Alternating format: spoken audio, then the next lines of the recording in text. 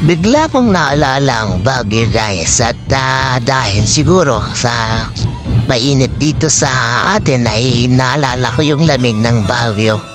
At of course, nung time na yung or the last time na nasa Baguio ako ay yung pag-attend ko ng Panagmana which is February pa yon.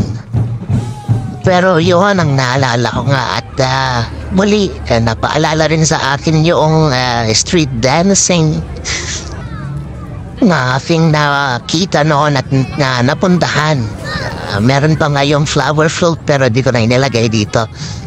So yun, sila yung mga nakita ko noon na kailan kaya ulit ako makakakyat dito.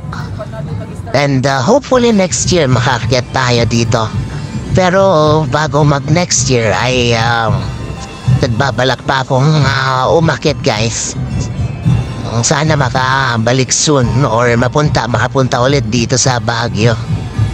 Of course wala itong event na ito pag hindi February kasi yun yung time ng Panagmana so hindi wala ito pag hindi February. Shinare ko lang kasi naalala ko ulit at napakaganda lagi ng aking experience pag kumakyat ako ng Baguio. Less na lang yung madaming mga tao kasi hindi natin maiwasan talagang dinarayo ang Baguio. Kaya all throughout the year maraming tao dito guys. At yun, sana makakyat ako soon.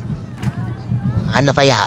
Mainit na kaya ang Baguio? Malamig pa ba kaya ang klima sa Baguio? Ganitong kahit tag-init o diba guys?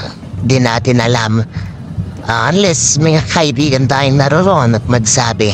So far sa ngayon wala akong matawagang kaibigan doon.